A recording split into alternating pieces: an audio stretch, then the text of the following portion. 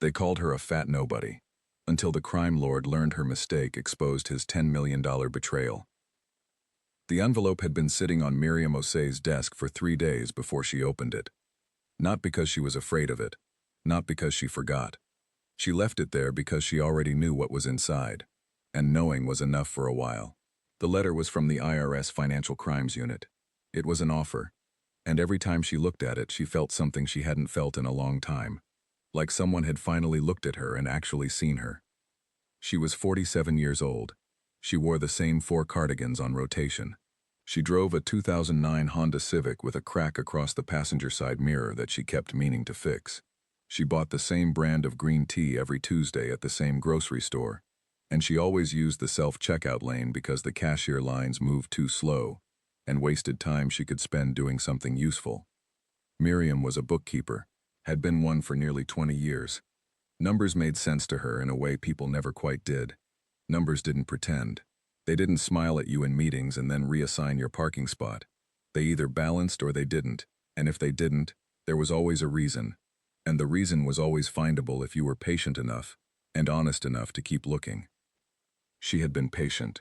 She had been honest. That, as it turned out, was the most dangerous thing about her. She grew up in Decatur, Georgia, the second of 4 children, raised by a mother who ironed other people's clothes for a living, and a father who drove a city bus for 31 years without missing a single shift. Hard work was not something Miriam was taught to value. It was just what you did. You showed up. You did the job right. You did not cut corners. You did not pretend a number was something it wasn't. She went to Georgia State on a partial scholarship, studied accounting, graduated without ceremony, and got a job at a tax preparation firm, then a payroll company, then a mid-sized logistics firm called Cartel Freight Solutions, which occupied the 14th and 15th floors of a glass building in Midtown Atlanta. She had been there for 9 years when everything changed. Cartel Freight Solutions moved goods across the southeastern United States. Trucks, warehouses, customs brokers, freight forwarding. On paper, it was a well-run operation, the kind of business that won regional awards and sent baskets to city council members at Christmas. The lobby had plants that someone actually watered, and a receptionist named Lucy who remembered everyone's birthday.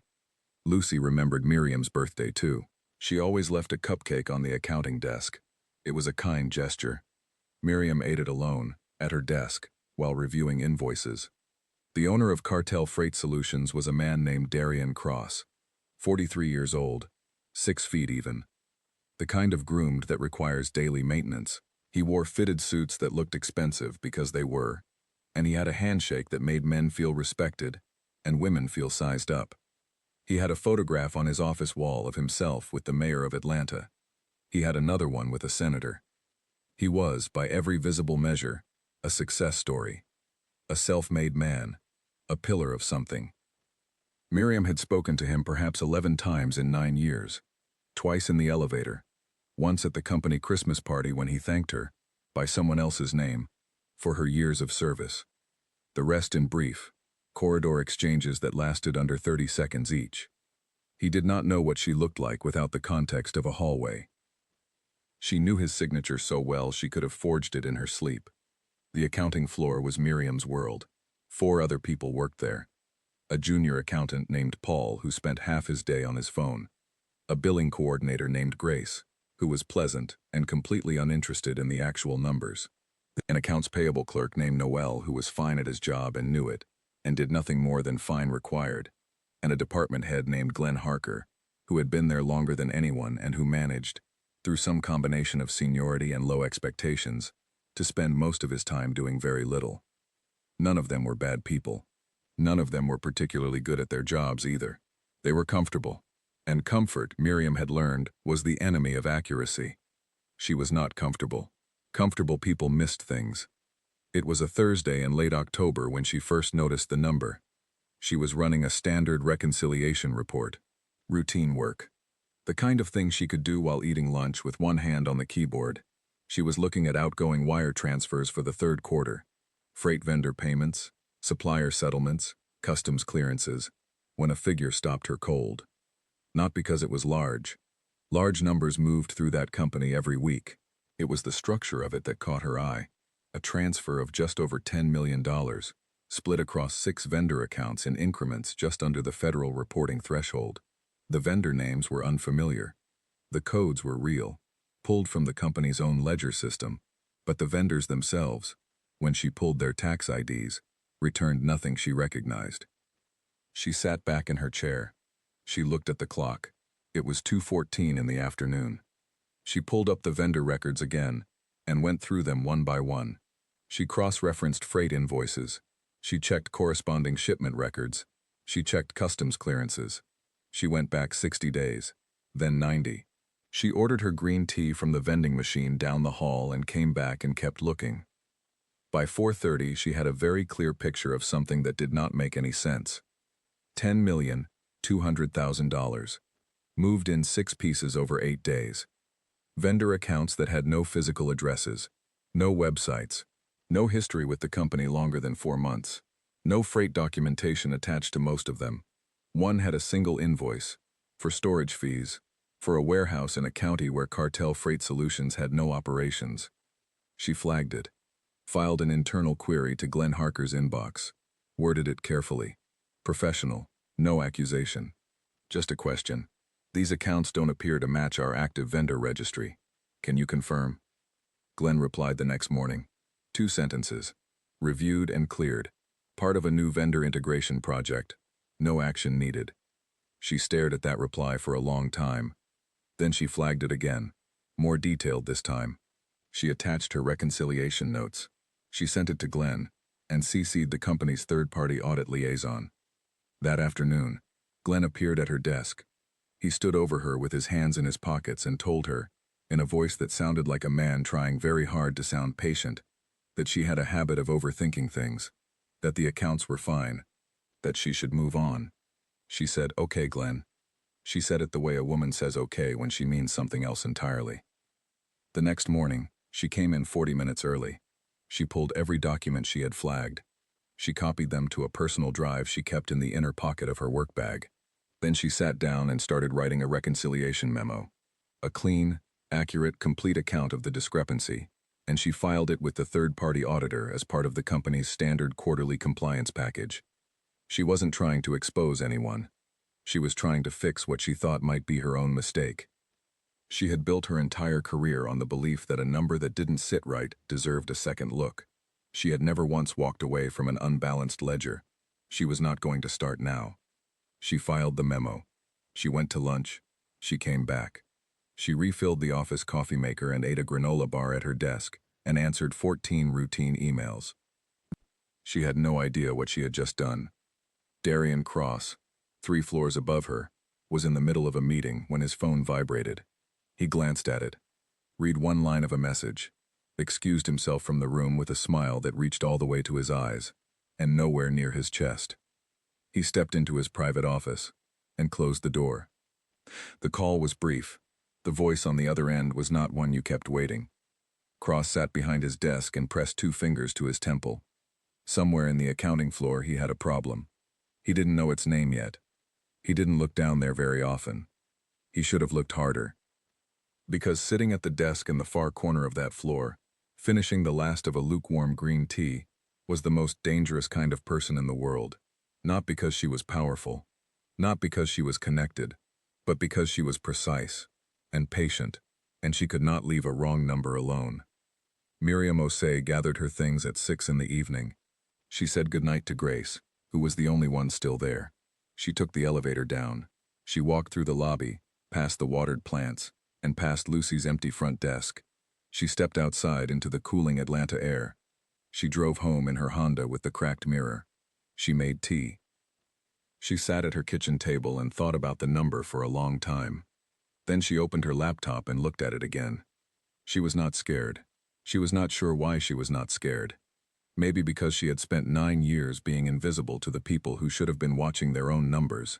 And invisible, she had learned, was a very useful thing to be. She closed the laptop at midnight.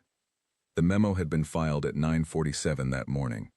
By 9:47 the following morning, it was on a desk in the IRS Financial Crimes Division, and a woman named Tessa Boateng was reading it very carefully. The first thing Tessa Boateng noticed was the formatting. Most tips that came into the financial crimes unit were messy things.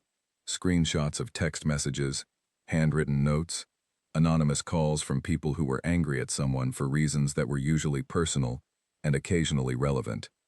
What landed on her desk that Friday morning looked nothing like that.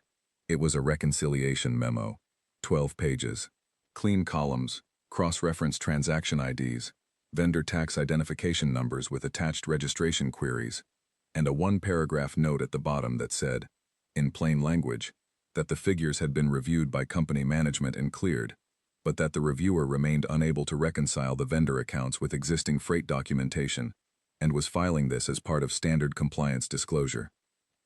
No accusation, no drama, just a number that didn't sit right, and a person who couldn't walk away from it. Tessa was 39. She had been with the IRS Financial Crimes Unit for 11 years. She had seen money laundering structured every way a person could structure it, through real estate, through restaurants, through shell companies stacked 6 levels deep, through cryptocurrency exchanges that existed for 4 months and vanished. She knew what she was looking at when she read that memo. She read it twice, then she picked up the phone. The call went to a colleague at the FBI's Atlanta field office, a senior agent named Paul Greer who had been watching a particular regional freight network for the better part of 2 years without a clean entry point. She told him she might have one now. Greer drove to her office that same afternoon. He read the memo standing at her desk. He did not sit down.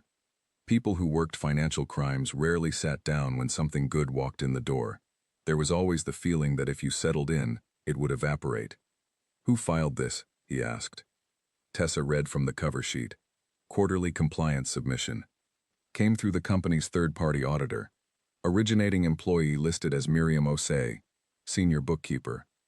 Greer looked at the vendor tax IDs, then at the transaction pattern, then at the transfer amounts, each one landing just below the threshold that would trigger automatic federal reporting. "Structuring," he said. "Yes. 10.2 million. Across 8 days." He set the memo down. "She found this on her own?" "In a routine reconciliation review." He was quiet for a moment. Then he said, "Okay, let's do this right." Over the next 6 weeks, the task force built its case in careful layers. They subpoenaed financial records through the auditing firm. They ran the 6 vendor accounts through every database available to them and found what Miriam had found. Nothing real.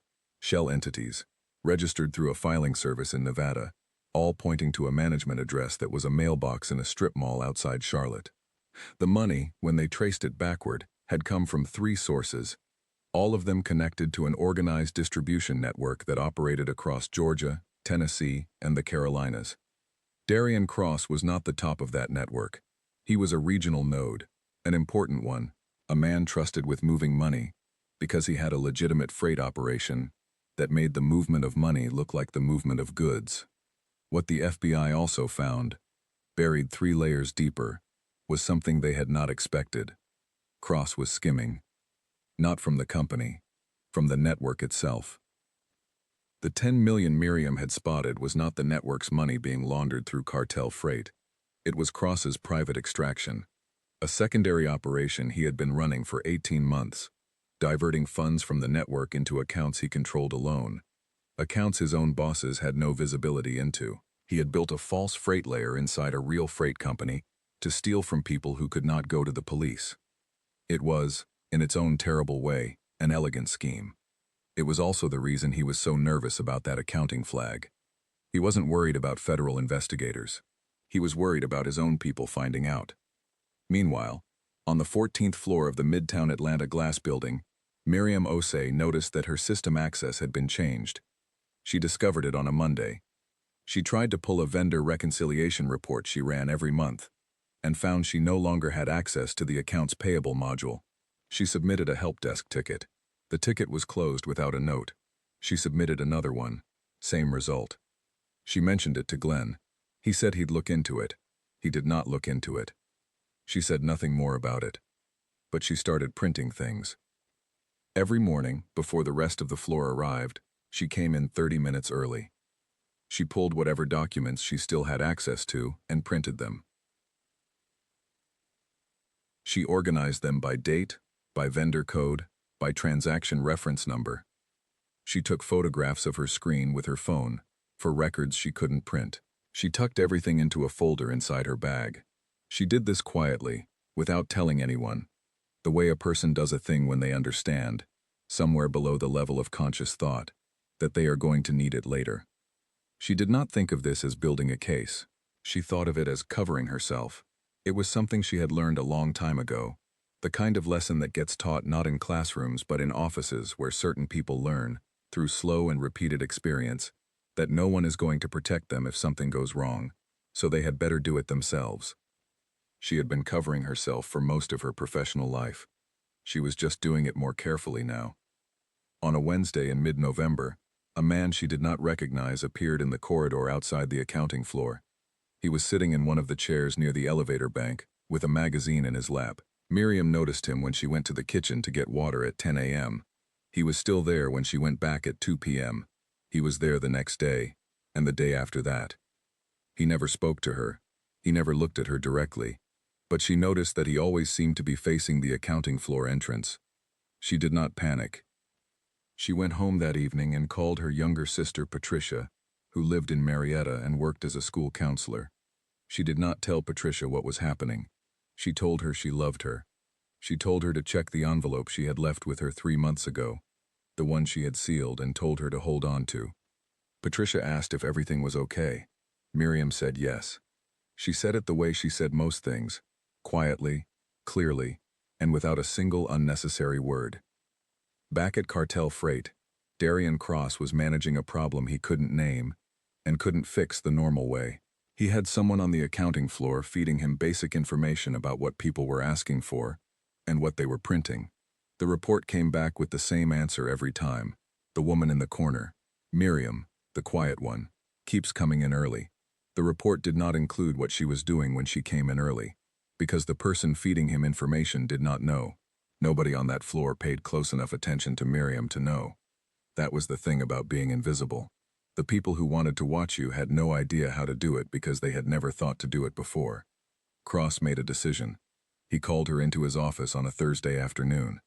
She came in, sat down across from him, and folded her hands in her lap.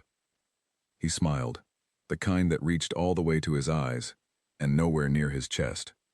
He told her there had been some concerns about a memo she filed, that the accounts she flagged were part of a confidential business arrangement, that he wanted to be transparent with her because she was a valued member of the team. Valued member of the team. Miriam looked at him for a moment. She said she appreciated that. She said she understood. She said she was glad the accounts were sorted. He watched her for a moment longer than necessary. Then he thanked her for coming in. She stood up, smoothed her cardigan, and left. In the elevator going back down, she pressed the button for the 14th floor and stood with her hands at her sides and her eyes on the number panel. Her face was completely still. She had worked in rooms with men like Darian Cross for 2 decades, men who were very comfortable with their own importance, men who looked at a heavy-set, quiet, middle-aged woman in a rotating set of cardigans and saw exactly nothing worth worrying about. She knew how to look like someone who had just been reassured and sent on her way. She had been practicing that particular expression since she was 24 years old. The elevator opened. She walked back to her desk. She opened her drawer. She took out the small notebook where she had been writing, in careful pencil, the date and time of every unusual thing that had happened since October. She added Thursday's entry, the meeting, the time, what was said. She closed the notebook and put it back. Outside the window, Atlanta moved the way Atlanta always did, loud and indifferent and enormous. 14 floors below, trucks moved in and out of loading docks. Money moved through systems that looked like freight invoices. A man 3 floors above her was building a wall between himself and the thing that was already coming for him. He just didn't know the wall had already fallen. He had looked her in the eye that afternoon and seen nothing dangerous. He had no idea that the most complete and accurate record of his scheme, cleaner than anything the FBI had built so far, was sitting in a folder inside the bag of the woman who refilled the office coffee every morning and ate her birthday cupcake alone at her desk. He had no idea she had been building it since October. He had no idea she went home every night to a kitchen table and a cup of green tea and sat there, patient and precise and completely certain that a number that wrong had a reason, and the reason was findable. He had no idea. And that, in the end, was his greatest mistake. The agents arrived on a Tuesday. There were more of them than Miriam expected. She had not known exactly when they were coming, only that they were coming. She had been told as much, quietly, in a brief phone call 2 weeks earlier, from a woman who identified herself as being with a federal task force, and who asked Miriam whether she still had the documents she had mentioned during their initial contact. Miriam said yes. The woman said to keep them safe and stay available. Miriam said she would. She had not told a single person. Not Grace. Not Paul. Not her sister Patricia, who was still holding the sealed envelope in Marietta, and had, by now, probably made her peace with not knowing what was inside it. The morning the agents came, Miriam arrived at work at her usual time. She made the coffee. She sat at her desk. She opened her reconciliation spreadsheet, which she did every morning the way other people checked the news or scrolled their phones. Not because she had to, but because the act of looking at numbers she understood made the world feel manageable. At 9:18 a.m., she heard the elevator. She did not look up immediately. She finished the row she was on. Then she looked up. There were 6 of them in the accounting department alone. She saw more through the glass partition that separated their floor from the corridor. Men and women in business clothes carrying folders and hard drives and wearing the specific expression of people who had been waiting a long time to be in this room and were now very focused on doing the job right. The accounting floor went silent, the way a room goes silent when something interrupts every person's private frequency at the same time. Paul dropped his phone. Grace made a sound like she was about to say something and then did not. Noel pushed back in his chair so hard it hit the wall behind him. Miriam did not move. An agent, tall, calm, with close-cut hair and a federal ID badge she showed without drama, walked to the center of the floor and asked for everyone's attention. She explained that this was an authorized federal investigation. She asked everyone to step away from their workstations and remain available for questioning. She was polite. She was clear. She did not leave room for misunderstanding. 3 floors up, Darian Cross was escorted out of his office. Miriam did not see that part. She only saw the aftermath of it, the way his assistant came to the doorway of the accounting floor and stood there for a moment, with her hand pressed against the frame, the color completely gone from her face. The agent who had spoken to the floor came to Miriam's desk last. She said her name was Agent Claire Webb. She asked if Miriam was Miriam Osei. Miriam said yes. Agent Webb asked if she would be willing to come with her for a conversation. Miriam said yes. She picked up her bag. The folder was inside it. It had been inside it every day for the past 6 weeks. She was taken to a conference room 2 floors down that Cartel Freight Solutions used for client meetings. It had a glass table and a view of Midtown that Miriam had never seen from this angle. There were 2 agents waiting there, Agent Webb and a man named Paul Greer, who introduced himself as a senior agent with the FBI's Atlanta field office. There was a paper cup of water on the table. She sat down. Greer explained, carefully and completely, what the investigation was about. He explained that she was not a target. He explained that she was a material witness. He explained that the memo she had filed in October had been the entry point for a federal investigation that had been running for 6 weeks, that it had produced significant results, and that her cooperation, if she was willing, would be valuable. She listened to all of this without speaking. When he finished, she asked if she could set something on the table. She opened her bag. She took out the folder. It was not a thin folder. She had been adding to it every morning for 6 weeks. Date-stamped printouts. Screen photographs organized by transaction reference number. Her handwritten notebook with entries for every unusual event going back to mid-October. A printed copy of Glenn Harker's email telling her the flagged accounts were cleared. A printed copy of the help desk tickets that had been closed without response when her system access was changed. A printed copy of her original reconciliation memo, annotated by hand with the follow-up information she had gathered. She set it on the glass table. Greer looked at it for a moment. Then he looked at her. He said, "Is this everything?" She said, "Everything from the accounts I still had access to. There are 4 vendor codes I couldn't pull after my access was reduced, but I have the transaction reference numbers and dates." He asked how she had organized it. She told him. She walked him through the folder's structure, section by section, in the same tone she might use to explain a quarterly report to a new hire. Clear, specific, no unnecessary words. He took notes. He did not interrupt her. When she finished, he set his pen down and looked at Agent Webb for a moment. It was a brief look, the kind that carries a full sentence. What Miriam had built, on her own time, at her own kitchen table, with no legal training and no federal resources, was more accurate and more complete than anything the task force had assembled in 6 weeks. She had not been trying to build a case. She had been trying to understand a number that didn't sit right. But her instinct for documentation, the habit of a woman who had spent 2 decades knowing she would have to prove everything she said, had produced something that was, in a practical sense, extraordinary. She had captured the complete paper architecture of a $10 million scheme, and she had captured it before the scheme's architect even knew he was being looked at. Greer asked her about the meeting with Darian Cross, the one where he called her to his office and told her the accounts were part of a confidential business arrangement. She opened the notebook and read him the entry. Date, time, exact wording, her own response. She had written it down 30 minutes after leaving his office. Greer asked why she had written it down. She said, "Because if something went wrong later, I wanted to know exactly what was said." He asked if she had been afraid during that meeting. She looked at him for a moment. She said, "I've had that conversation before.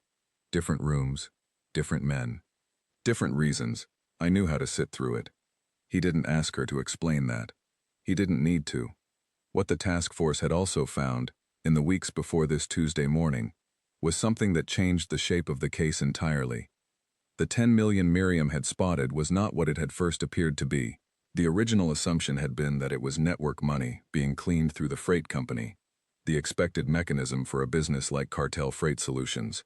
But the deeper they went, the stranger the picture became. Cross was not laundering money for the network. He was stealing from the network. He had built a secondary layer inside his own operation. Phantom vendors inside a legitimate freight company, accounts that even his own superiors had no visibility into. He had been quietly redirecting funds for 18 months. The 10 million Miriam flagged was the most recent transfer.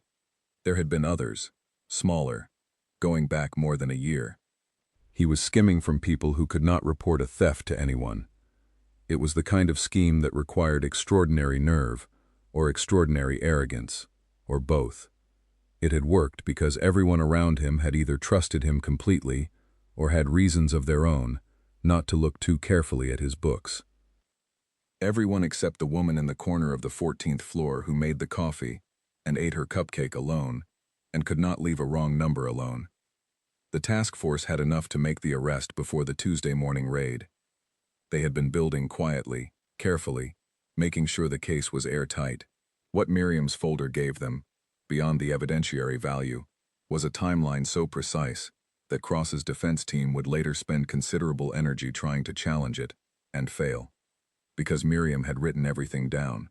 Date, time, exact words, her own response. And then she had gone back to her desk and done her job. Darian Cross was taken out of the building that Tuesday morning through the building's main lobby. Not through a back entrance. Not through a parking garage. The lobby, with its good plants and Lucy's empty front desk, and the polished floors that reflected the morning light coming through the glass doors. Miriam did not see him cross the lobby. She was still in the conference room, answering questions. But a maintenance worker named Clarence, who had been cleaning the lobby windows since 7 that morning, saw it. He saw a man in a very good suit walk through that lobby, with 2 federal agents at his sides. He saw the man's face. He said afterward that the man did not look angry. He did not look scared, exactly. He looked like a person doing a calculation that was not going to work out. Miriam spent 4 hours in that conference room. At the end of it, Agent Webb handed her a card and asked her to make herself available for follow-up. She said Miriam's attorney should be contacted for any further formal interviews. Miriam said she didn't have an attorney. Webb looked at her. Miriam said she would get one. She stood up. She straightened her cardigan. She picked up her bag, lighter now, without the folder, which had been logged as evidence and taken into custody with her full cooperation. She asked if she could go back to the 14th floor to get her jacket. Agent Webb said yes, and walked up with her. The accounting floor was still frozen. Paul was sitting with his arms crossed, staring at the wall. Grace was talking to an agent in a low voice. Noel had not moved from his chair. Glenn Harker was not there. Glenn had been taken to a separate room for questioning 90 minutes earlier and had not come back. Miriam went to her desk. She opened her bottom drawer and took out her jacket. She opened her middle drawer and took out the small ceramic mug she kept there. The one she used every morning, chipped at the base, that she had bought at a drugstore years ago because the office mugs were always dirty, and she had learned early on that the things you rely on every day, you ought to own yourself.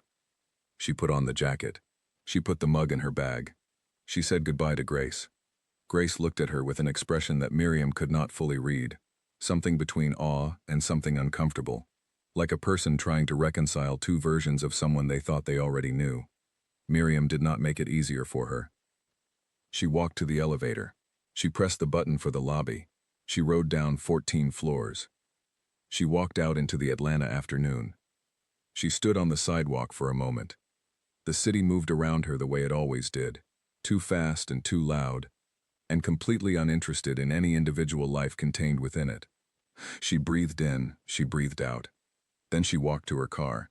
She sat behind the wheel for a long moment, looking at the crack in the passenger side mirror, at the way it split the reflection of the building behind her into two slightly different versions of the same thing. She thought about the number, the one that had started all of this, $10,200,000, moving in pieces too small to trigger the automatic flags, through accounts that didn't exist in any real sense, inside a company that had used freight to make everything look like it was going somewhere legitimate. She had found it in an afternoon, doing a routine job, because she could not leave a wrong number alone. She started the car. She drove home.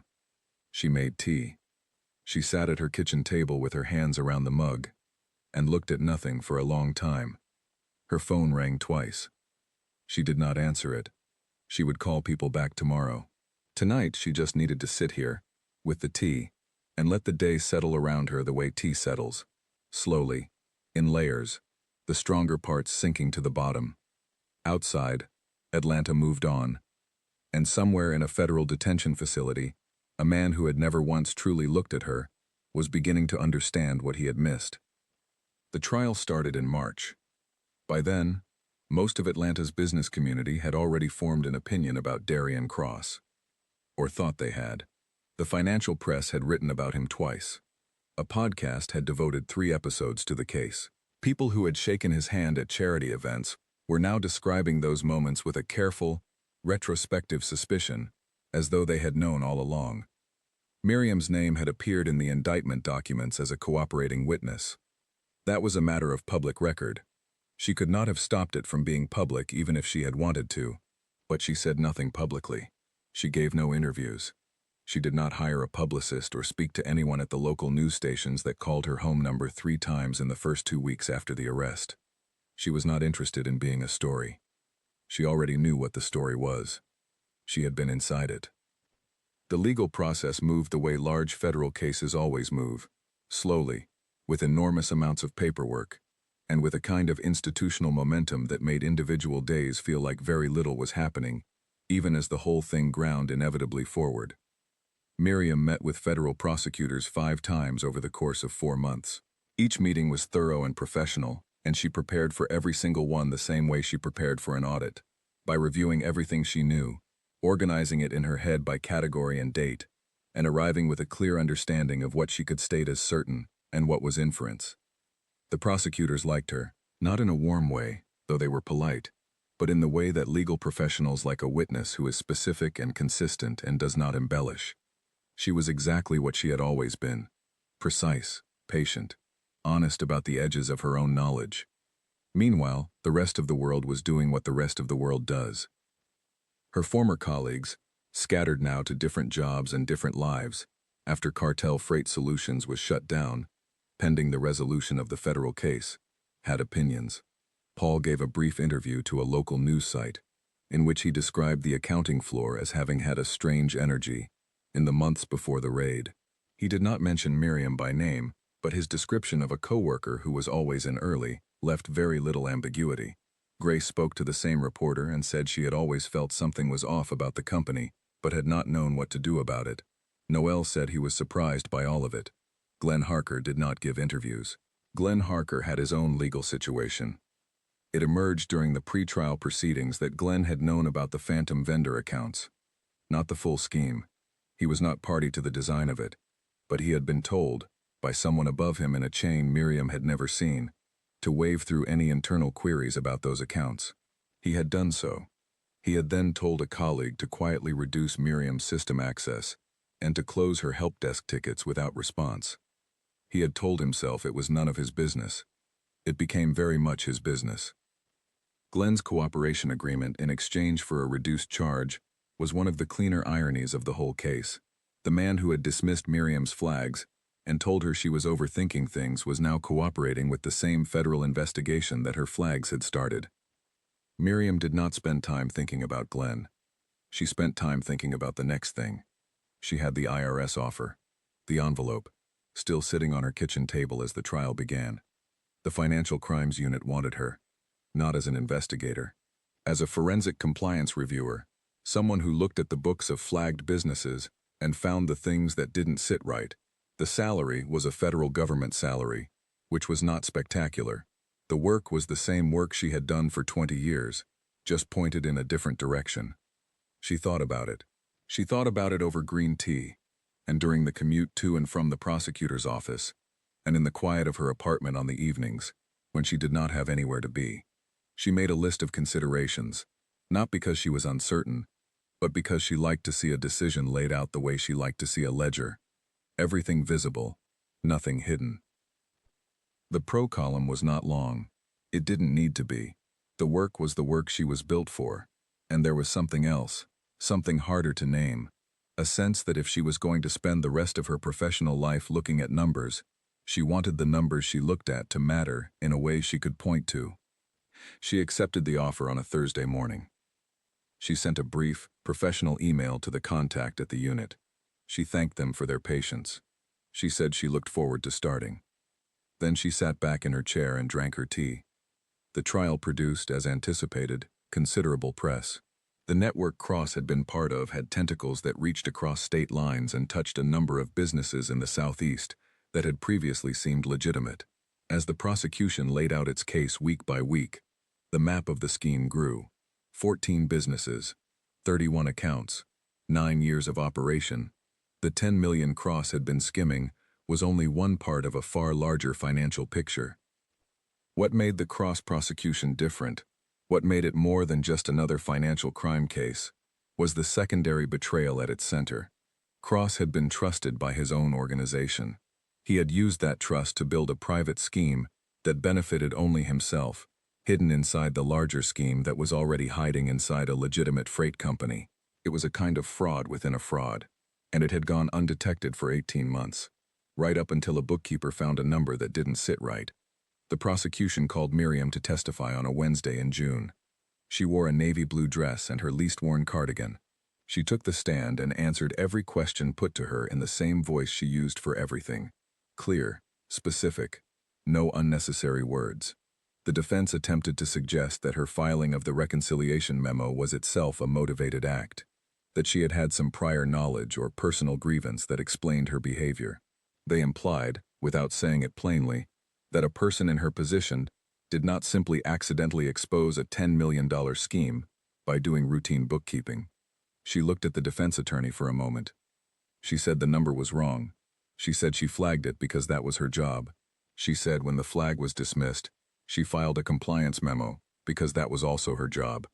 She said she did not have prior knowledge of any scheme because she had not known there was a scheme until federal investigators explained it to her after the fact. She said this without raising her voice. She said it the way she said everything, like someone who did not feel the need to convince anyone of anything, because the truth was the truth, and it would hold up whether or not she performed it for the room. The defense had no further questions. Cross sat at the defense table during her testimony, in a charcoal suit that had probably cost more than her monthly salary. She did not avoid looking at him, but she did not focus on him either. He was simply the other person in the room who knew what had actually happened. Everyone else was working from documents. He had looked at her once, in that lobby on the morning of the arrest. She had not seen it firsthand. She had heard about it later, from Clarence the maintenance worker, who had become a small and unexpected person in this story's periphery. Clarence had apparently told someone who had told someone else that Cross had looked like a man doing a calculation that wasn't going to work out. She thought that was probably right. The calculation had never worked out. Not really. It had worked for 18 months because no one was looking carefully. And no one was looking carefully because a heavy-set middle-aged bookkeeper in a rotating set of cardigans was the last person anyone expected to find the thing he had so carefully hidden. Darian Cross was convicted on 11 counts. The jury deliberated for 2 days. Miriam was at work when the verdict came in. Her new work, a gray government desk in a federal building in downtown Atlanta, where she had been for 3 weeks, and where she had already flagged 2 irregularities in the caseload she had been assigned, and was beginning to understand that she had, without quite planning it, landed in the right place. Her supervisor, a man named Keith Lawrence who had been with the unit for 16 years, came to her desk and told her the verdict. She said, "Good." Then she went back to the file she was reviewing. Keith stood there for a moment. He had not entirely known what to make of her in the 3 weeks since she had arrived. She was not unfriendly. She was not warm either. She was just, at her desk, doing the work, faster and more accurately than anyone he had seen walk in from outside the unit in a long time. She did not ask for praise. She did not seek acknowledgement. She did not spend time processing things out loud. She just kept looking at the numbers. He went back to his own desk. Miriam finished the file she was on, started the next one, and at 5:30 gathered her things and went home. She made tea. She called Patricia, and they talked for 45 minutes about Patricia's kids, and a film Patricia wanted to see, and whether their mother's recipe for the holiday cake was in the box in Miriam's storage unit or Patricia's. They did not talk about the trial. Patricia had known, in a general way, what her sister had been through. She had opened the sealed envelope months ago, when Miriam finally told her she could. Inside had been a copy of the reconciliation memo, a note with the name and phone number of an attorney Miriam had researched, and a handwritten note that said, "If something happens to me, give this to the FBI office on Peachtree Street." Patricia had sat at her kitchen table with that envelope for a long time. She had wanted to call. She had wanted to ask 100 questions. She had known, without being told, that Miriam would not want to answer them.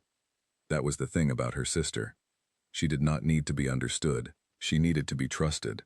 And Patricia, who had known her for 43 years, understood that much at least. Miriam hung up the phone, finished her tea, washed the mug and set it on the drying rack. She stood at the kitchen window for a moment. Outside, the streetlights were coming on. The trial was over. The number had been found, and traced, and proved, and the man who had arranged it was going to prison. She had done her job. She turned off the kitchen light and went to bed. 18 years. That was the sentence. The federal judge handed it down on a Friday morning in August, and by the time the afternoon news ran it, most of Atlanta had already moved on to something else. The city was always moving to something else. That was one of the things Miriam had always understood about living here. The noise was constant, and the noise erased things almost as fast as they happened. Cross was taken from the courtroom, and that was the end of his public story. For a while. The aftermath of the case extended well beyond him. 15 additional prosecutions followed from the evidence the task force had assembled. Businesses, accounts, individuals across 4 states who had been part of the network Cross was connected to. Some of those cases took years. Some were still ongoing. The total financial recovery, across all prosecuted accounts, would eventually exceed $60 million. Miriam's folder was cited in 7 of those prosecutions. She found this out from Keith Lawrence, who told her in the same tone he used to discuss lunch plans. She did not react in a way that would have been satisfying to watch. She said that was good. She asked if there was anything she needed to do in relation to those cases. He said probably not, but to let him know if she was contacted. She said she would. That was the whole conversation. What happened to the people around her was less neat. Glenn Harker took a plea agreement. He received a reduced charge, a fine, and 2 years of supervised release. He moved to somewhere in South Carolina. Miriam did not look him up. She did not need to know where he went. He had told her she was overthinking things, and she had said okay, and she had gone back to her desk and kept looking. That was the whole of their story. Paul had gotten a job at another logistics company within 3 months. He had another podcast appearance in which he described himself as having had strong instincts about the situation at Cartel Freight. Miriam heard about it secondhand. She felt nothing in particular about it. Grace sent her an email in November. It was a long email, well-intentioned, full of reflective language about how much she admired what Miriam had done, and how brave she thought it was. Miriam read it twice. She thought about what to say back. She wrote a response that was 4 sentences long. She thanked Grace for writing, said she hoped Grace was settling into the new job she had mentioned, and wished her well. She did not say that bravery had nothing to do with it. She had not been brave. Brave implied that she had been afraid and done it anyway. She had not been afraid. She had been precise. Those were not the same thing. The thing she had been most often, in the months since October, was tired. Not the kind of tired that sleep fixes, the kind that sits behind your eyes and in the muscles of your shoulders, and comes from carrying something for a long time, carefully, without setting it down. She had carried it from October to August, 10 months. Every morning at her desk, every evening at her kitchen table, every meeting with prosecutors, every session going through documents and dates and reference numbers, every day of the trial, every day of waiting for the verdict and then waiting for the sentencing. She was, now that it was over, very tired. She took a week off from the new job. She drove to Savannah and stayed in a small rented room 3 blocks from the river. She walked in the mornings. She read in the afternoons. She ate at restaurants where she could sit by herself, and no one knew her or expected anything from her. She called Patricia once. She turned her phone off by 8 every evening. She did not think about numbers for 7 days. It was the longest she had gone without thinking about numbers in as long as she could remember. On the last morning, she sat at a small table outside a coffee shop 2 streets from the water and looked at the light coming through the oak trees. The city of Savannah had a particular quality of light in the mornings, heavy and golden and filtered through all those low branches, that made everything look like it was happening slightly slower than it actually was. She thought about her father, 31 years driving a bus without missing a shift. She thought about her mother, pressing other people's clothes in a house that was always warm from the iron. She thought about the version of herself that had sat in an accounting class at Georgia State 25 years ago and felt, for the first time, the specific satisfaction of a balance sheet that resolved cleanly. Every figure in its right place, every line justified. The world, for that 1 hour in a classroom, making the kind of sense it almost never made anywhere else. She had spent 25 years looking for that sense. In logistics firms, in payroll companies, in 9 years of making coffee and eating birthday cupcakes, alone at her desk, and finding the one wrong thing in every pile of right-looking things. She thought, it turns out a wrong number really can unravel everything. Then she finished her coffee and went back to her room to pack. She returned to Atlanta on a Sunday evening and went back to work on Monday. Her desk was as she had left it, neat, organized, 2 files in the tray she had flagged before she went away. She settled in. She made tea from the electric kettle she had brought from home and set on the corner of her desk. Keith Lawrence stopped by around 10 and said he hoped she'd had a good trip. She said it was fine. He asked if she was ready to get back into it. She said she had looked at a couple of files before leaving that she thought needed a second look. He said to send him a summary. She said she would. She opened the first file. It was the account records of a mid-sized import company in Savannah. Not the kind of coincidence that meant anything, just the way cases were distributed. She started reading. She was 3 pages in when something caught her eye. A vendor payment, regular and unremarkable on the surface.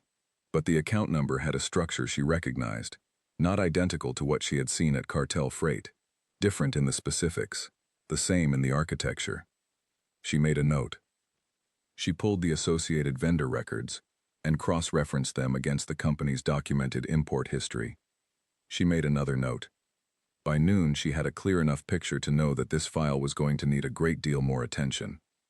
She did not feel anything dramatic about this. She did not feel righteous or energized or like a person in the middle of a larger story about herself. She felt what she always felt when a number didn't sit right, a kind of quiet certainty, steady and impersonal, that there was a reason for it, and the reason was findable, and it was her job to find it. She kept looking. At the sentencing of Darian Cross, which she had attended only because the prosecutors requested her presence, she had sat in the third row of the courtroom gallery in her navy dress and watched the judge deliver 18 years with a clarity and a calm that Miriam respected. The judge was a woman in her late 60s, with 23 years on that bench, and a way of speaking that left no room for ambiguity. She spoke to Cross directly. She spoke about the scale of the scheme and the deliberateness of it, and the particular nature of the harm, not just financial, but the harm of a person using legitimate structures to hide illegitimate ones, eroding trust in the systems that ordinary people depend on. Cross listened without visible reaction. The judge signed the papers. It was over. Outside the courthouse, one of the prosecutors, a young woman named Andrea Cole, who had been on the case since early spring, and who was, Miriam had noticed, meticulous and tireless, and slightly too serious for her age, which Miriam found perfectly reasonable, stopped her on the steps.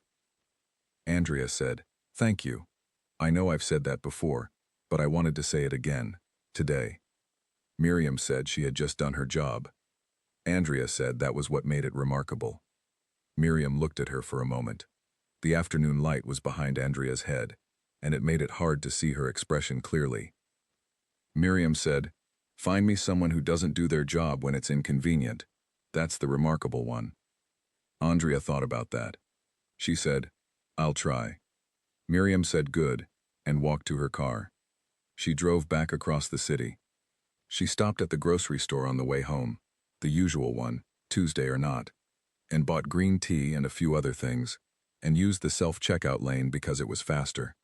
She drove the rest of the way home with the windows down, and Atlanta doing what Atlanta does outside them. In her apartment, she unpacked the grocery bag.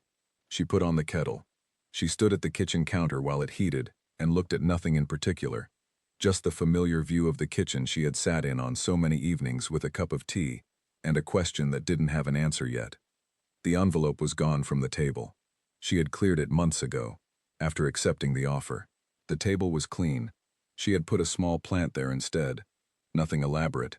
A simple green thing in a terracotta pot, and it was doing fine. The kettle clicked off. She poured the water. She carried the mug to the table and sat down. Her phone had 2 messages. She read them, replied to one, set the phone face down. Outside the window, the evening was coming in slow and soft, the kind of early autumn evening that feels like the city is exhaling. The streets below were loud with traffic. Someone in a neighboring apartment was playing music with the window open. Somewhere far off, a siren faded into the general noise. Miriam drank her tea. She was 47 years old. She wore the same 4 cardigans on rotation. She drove a Honda with a cracked mirror that she had finally, 3 weeks ago, gotten repaired. She worked at a gray government desk in a building downtown, looking at numbers all day, and every so often she found one that didn't sit right. She found it because she was patient enough, and honest enough, and precise enough to keep looking. She found it because she had spent 25 years in rooms where nobody looked at her too carefully, and invisible, she had learned a long time ago, was a very useful thing to be. She found it because nobody had ever thought to watch the woman in the corner, who refilled the coffee, and ate her birthday cupcake alone.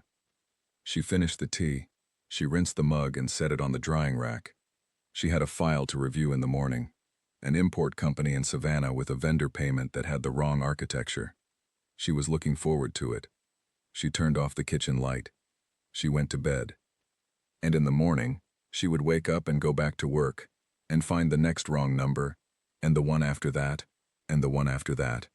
Not because anyone asked her to, and not because it made her famous or celebrated or seen. She would do it because the number was wrong, and wrong numbers had reasons, and reasons were findable, and she could not leave them alone.